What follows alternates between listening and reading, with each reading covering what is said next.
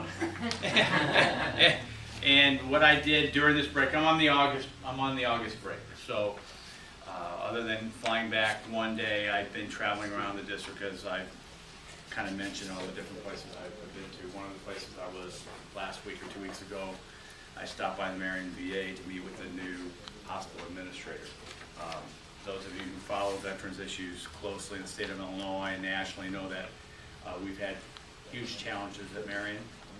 And we had deaths because of a medical malpractice by unqualified docs. And there's been and really, Marion's not in my district, but I kind of go around it. So I work very close with my colleague, Congressman Costello, and kind of slow-stepping by the VA in addressing the problem.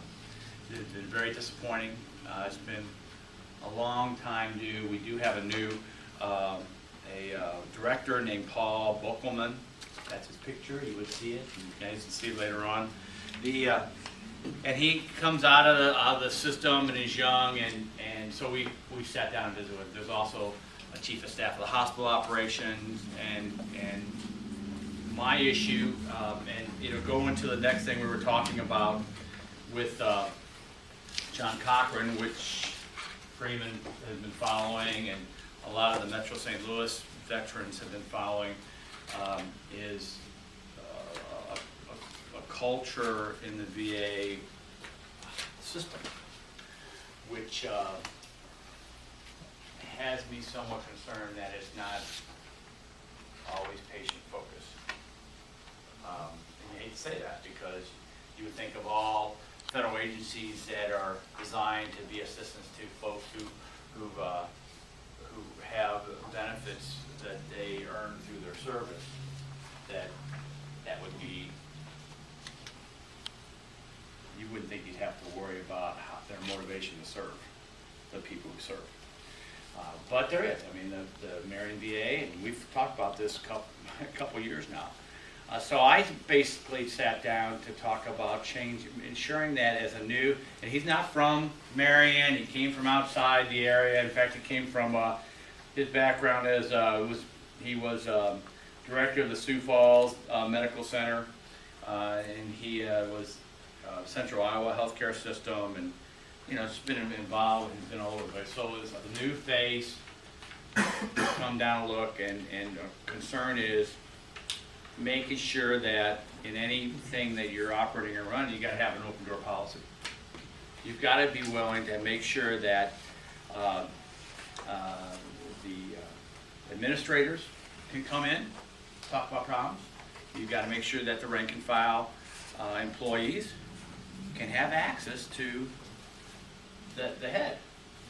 And that's how things get resolved. We're all military folks. We all believe in chain of command.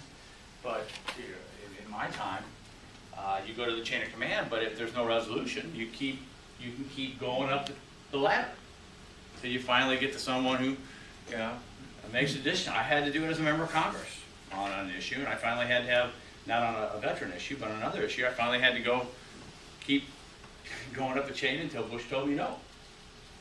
And then I had to hear it from him, because I thought his administration was screwing up, and I think they were.